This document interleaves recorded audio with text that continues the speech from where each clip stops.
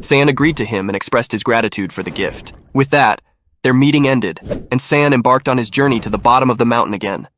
As soon as he left the palace's gate, the intense sword energy appeared again. On his way down, he was kind of amazed as he hadn't expected a token from the Sword Saint Palace on his first visit. It all indicated the great demon emperor being so eager to find talent. Nevertheless, that was something that could be thought about later. The first and foremost thing was to go down and meet his teammates. He first went over to Gu Li.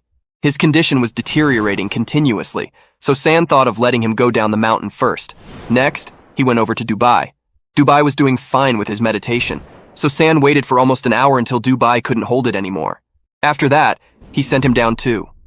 After Dubai, San went to see Zicheng. She managed to sustain her meditation for half an hour longer than Dubai, after which she was sent down too. The one who sustained the longest was Bingji. He stayed up on the mountain and fought against the sword energy for an hour more than Zicheng, and then he went down too. When all the Shrek team members had reached the foot of the mountain, it was already dark. They were extremely exhausted at that moment, so they went back to the hotel. Zhang's rented suite had been returned the previous day, so they rented 5 separate standard rooms for themselves. Everyone was too tired to speak to each other, so they just ate their dinner and went to sleep. While everyone was asleep, San was telecommunicating with his teacher using the communication array. He gave him the report of everything that happened that day, and also reported everyone's harvest. Zhang was stunned when San told him about reaching the top and being given a sword token. He wasn't expecting his student to achieve that level on his very first attempt. San asked his teacher if the other demon palaces gifted tokens too. Zhang once again made a lecture out of such a simple question. He began narrating a story about a former Dragon Clan powerhouse who had obtained tokens from 8 different palaces. He eventually entered the Crystal Great Demon Palace and became a steward there. San wondered if he could get the approval of the Great Demon Emperor too, if he gained further recognition from the palace. It was quite plausible in reality. If he somehow managed to obtain support from the 12th-ranked powerhouses, he could be considered the Lord of the Realm. He saw a ray of hope in the demon palaces to take him closer to his dream. The only issue that could make the whole plan go against him was his human identity. He needed some way to gain the support of the higher-ranked emperors, regardless of his humanity. There had to be some way to succeed as a human, but once again, that was something that could be taken care of later. The prime concern was facing the Grand Colosseum. There were only 6 days remaining. It wasn't enough time to visit all the palaces. Suddenly, San remembered that his teacher had once told him that all palaces had different perceptions. The Sword Saint Palace had the deepest impressions of Bingji and Zicheng, while Dubai and Gu Li were less affected. They could actually take advantage of the differences in perceptions by sending each team member to a different palace. In that way, they would be able to get the aura of all the palaces within a short span. It was a great idea to save time, so San thought of sharing it with his mates the next morning. Just as the sun of the next day dawned, San went over to his companions to dictate the plan to them. Because Bingji and Zicheng had a lot of insights into the Sword Saint Palace, they could keep visiting that place. Zicheng could also be tasked with visiting the Immortal Palace after getting over with the Sword Saint Palace. In contrast, Bingji could visit the Endless Palace afterward. Coming to Gu Li, San had decided to visit the Crystal Palace because the Crystal Demon King claimed to be omnipotent. For Dubai, the best palace to visit was the Heavenly Fox Palace. San said that he would accompany Dubai to the Heavenly Fox Palace. In the end, San warned everyone to stay cautious and refrain from exposing the powers of their bloodlines. Now that the whole plan was arranged, the Shrek team went for a delicious breakfast. After eating, they boarded the carriage, which dropped everyone at their respective locations one by one. Bingji and Zicheng's destination came first, after which Gu Li was dropped at his destination. Finally, the carriage dropped Dubai and San at the Heavenly Fox Palace. As San got off the carriage and witnessed the beauty of the holy mountain, he was taken aback. The mountain was pure white in color. Initially, he thought that it was covered by snow, but that wasn't the actual case. The mountain wasn't an ordinary one. It was made from a rather unique kind of material, which he couldn't discern. There was a strong power of luck emanating from the mountains. Feeling the power of luck made him realize that the mountain could be composed of a stone created by the materialization of luck. If it was true, then it was highly plausible for the luck of the entire Phelan planet to be stranded within that mountain. It somewhat made sense because the Heavenly Fox Demon Emperor was also known as the master of the entire fairy continent's fate. As San tried to link the dots, he came to the conclusion that the Heavenly Fox Demon Emperor could be the Lord of the Realm. It was possible because there was no better explanation for the Lord of the Realm agreeing to the fact that the whole planet's luck was concentrated in that mountain. San was thrilled to know that he had finally found the Lord of the Realm. If that mountain was destroyed in some way, the Lord would die too. which could make a way for mankind to take over the planet. San was so busy fantasizing that he had totally forgotten about Brother Dubai. Dubai reminded him that they couldn't keep standing there for long because the aura of luck was so strong that it was getting impossible to conceal their true bloodline powers. San advised him to wrap his bloodline with his spiritual power. The bloodline could easily be concealed with his 9th level spiritual power. They somehow managed to cope with the power of luck and then entered the heavenly Foxholy Mountain. At the entrance, 2 monsters were charged with the duty of collecting elemental coins from each pilgrim. San and Dubai passed that checkpost and set off on the path toward the peak. The experience at the heavenly Foxholy Mount was quite different from the one at the Sword Saint Palace. There were a lot more praisers on that path, and they depicted joyful expressions on their faces. San was utterly shocked at their smiling faces. The power of luck which he was facing was uncomfortably strong. How could they be so calm and peaceful under such an intense force? Just before stepping onto the first step of the staircase, San warned Dubai to hold his mind because the initial step had enough aura to sync their minds. Both of them understood pretty well and were prepared for it beforehand, but were shocked as soon as their feet touched the step. They now knew very well why all the pilgrims were enjoying and smiling. The feeling was so pleasurable that their entire bodies were soothed. Though cozy, the force was so intense that it was becoming difficult to fight it efficiently with their spiritual power. The force entered the body through the feet. San was sure that the heavenly Fox Mountain was definitely made up of the Stone of Luck, as he felt the intensity of luck swirling inside him. However, he discerned that such a huge power could be detrimental to the planet. The Lord of the Realm, if he really was the great demon emperor, must be aware of the concern. Since nobody had raised any such problem, it could be pretty plausible that he might not be the great demon emperor. Another explanation could be that the Lord of the Realm was the great demon emperor, and he was aware of the issue but couldn't speak it out because the upper hand rested with the ancestral court. The last explanation seemed quite reasonable. If that scenario was a verity, it meant that breaking through to divinity was also under the control of the ancestral court instead of the Lord of the Realm.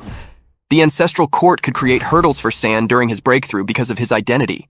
Teacher Zhang had successfully been promoted because of his ordinary bloodline and ordinary lineage, but San's pre-incarnated qualities and highly extraordinary bloodline would definitely seize the ancestral court's attention. To tackle that situation, San thought of another idea. If he could persuade the Lord of the Realm in any way to help him blind the ancestral court, then breaking through wouldn't be much of an issue.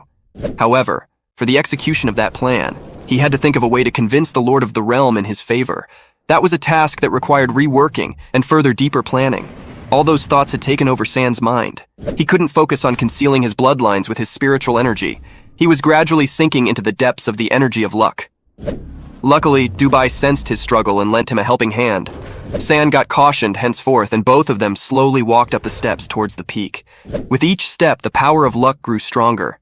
Though it wasn't sharp and painful, it was highly uncomfortable to walk under a huge burden. Unlike the aggressiveness of the sharp sword energy at the Sword Saint Palace, the heavenly Fox Mountain made people lose their minds. Almost halfway up the mountain, Dubai couldn't hold it anymore. He informed San that he wanted to sit and meditate, as he couldn't force his feet even a single step ahead. His limit was surpassed. San's energy was still somewhat better.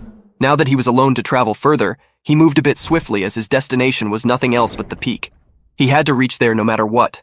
Walking at an accelerated pace, San soon reached almost 2/3 up the mountain. Suddenly, some auspicious clouds grew over the area. The clouds rumbled and thundered, and the auspicious rain of luck poured down all over the peak. San was drenched in the divinity of luck. At that moment, the power was at its maximum, and the limit of the spiritual energy was level 9. As San stepped beyond that limit, the power of good fortune suddenly turned into the intense power of bad luck. The auspicious clouds, with luck pouring down from them, turned into black, smoky clouds. An ordinary human pilgrim would have been befuddled by the sudden change in the environment and energy, but San had a better understanding of good and bad luck due to his heavenly fox eyes. That little kid had a lot of supernatural qualities and skills. The power of bad luck was the worst torment he had ever experienced. Perhaps that was the real test of the heavenly Fox Mountain. It was far more intense than the sharp sword energy. Now that he had entered the torment, it was necessary to fight against it. He used the power of good luck he had just absorbed along with the golden ligger flame to fight the bad luck. Concentrating all his energy at one point, he managed to take another step up the mountain. To his utmost surprise, the intense power of bad luck disappeared instantly. The darkness of the clouds vanished all of a sudden, and the rain of good luck started pouring again. Could it be that every step beyond that limit held a different environment and aura? He took another step to see if it was actually like that, and the results shocked him. The bad luck returned again with all its darkness. It was even stronger than the previous step. However, he noticed something strange with his golden ligger flame. Its outer layer had turned black as soon as bad luck started surrounding it, which meant that it assimilated it. San was so thrilled about the unique feature of his latest bloodline. It testified to the fact that it was a first-class bloodline. Now that the golden ligger bloodline had assimilated the bad luck, he could utilize it to cast bad luck on his enemies in the future. What an exciting addition it was to his attacking skills. However, only bad luck can be assimilated. The good luck wasn't under the control of the golden ligger flame bloodline. Anyhow, that didn't matter as long as he could utilize the bad luck on his enemy. With the new discovery, he happily traveled the subsequent steps and eventually reached the top of the mountain. It was all dark at the top. The darkness was no less than that of a pitch-dark night. In front of him was the huge palace of the Heavenly Fox Mountain. A faint beam of light was coming out of its gate. He gazed into it with puzzlement for a while. A few seconds later, a huge fairy emerged out of the gate and called him to enter the palace. She had 7 tails, which meant that she was the great demon emperor of the Heavenly Fox Mountain. San replied to her that he couldn't enter because he didn't consider his current spiritual strength to be suitable and adequate for that palace. The emperor was kind enough to devise a solution for him. She assured him that his strength would be suitable after entering the palace and being baptized. However, the main thing worrying San was that he would lose himself because of his deficiencies, and all the bloodlines that he had acquired through hardships would be wasted. The emperor counseled him that his bloodline was amongst the best she had ever witnessed a human have. Being a human, he had already reached his peak limit of success. To cross the boundaries and limitations as a human, he required aid from fate, which the emperor was offering him with all her goodwill. Surprisingly, San didn't want to accept her favors. Entering the Heavenly Fox Palace was his dream. He wanted to achieve his dream with his own strength. If he entered the palace through favors, then he wouldn't be a qualified and dignified member. The emperor was highly impressed with his honesty and determination. His quality of self-restraint made her think highly of him. Because he was so determined to achieve his goal on his own, she allowed him to leave for the time being and return after meeting all the standards of strength and spiritual level. As a token of appreciation, she gifted him a jade, which could help him traverse the path towards the palace easily. San happily accepted the gift. He had secured 2 tokens within 2 days. It was a good achievement. Bidding farewell to the emperor, he went down the mountain. On his way, he came to know that Dubai had already gone down. Thus, he didn't stop anywhere on the stairs. It was quite late when he finally reached the foot. All his teammates had returned long ago from their trips and were waiting for him in the carriage. He immediately hopped into it, and then they all headed back towards the hotel. San was so excited about his achievement. He couldn't hold back his emotions until they got home, so he told everyone about it in the carriage. Dubai was awestruck to know that he had reached the peak again. He embarrassingly said that he couldn't even hold it on the mountain till noon. Zicheng and Bingji said that they had made it halfway up the mountain. After everyone reported their progress, they asked Gu Li to reveal his experience. Gu Li was so pissed off because he had only made it to the 3rd step. It was a moment of shame for him. All his teammates consoled him and asked about the incident. He had traversed the first 2 steps quite easily. He didn't experience something unusual till the 2nd step, but as soon as he stepped onto the 3rd one, he felt as if he had entered a space made of crystals. From somewhere between the crystals, a human appearing just like him emerged and fought with him. Gu Li was knocked off the mountain with just a single punch from that man. The punch had plunged him down to the base of the mountain. He then had to pay 5 more elemental coins to climb up again. When San heard about his experience, he knew that it was nothing else but the Crystal Great Demon Emperor replication. However, there was one thing that didn't make sense. If that replicated person had the same abilities as Gu Li, then how could he use them more effectively? It could only be possible if he lacked self-awareness. If he persisted longer on the mountain, he would have been able to gain insight into his own abilities and powers. San said that he would accompany him to experience the mystery of the Crystal Palace. Gu Li was relieved as he wouldn't be alone the next day, but Dubai got offended. He didn't want to go alone either.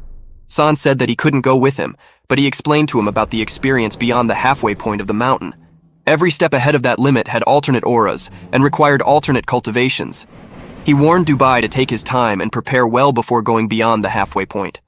As far as Zicheng and Bingji were concerned, San told them to continue their cultivation on the Sword Saint Palace for 1 more day before switching the location. The carriage dropped them at their hotel, and everyone went straight into their rooms to rest for a while. San was also tired, but he didn't waste time resting. He sat on his bed and began meditation to gather the power of luck he had just absorbed. Back on the Heavenly Fox Mountain, he was afraid of his pre-incarnated divinity being caught by the demons, so he closed his heavenly spirit eye. Now that he was safe and secluded in his room, he opened it again. All the power of luck rushed into the eye. He felt overburdened by the intense power. He had absorbed just a small fraction of the entire power, and it felt so huge. No wonder it condensed the power of luck on the entire planet. A valuable lesson he learned from that day's experience was that good luck came with the backlash of bad luck. The fact that the second half of the stairs had good luck and bad luck simultaneously testified to the lesson.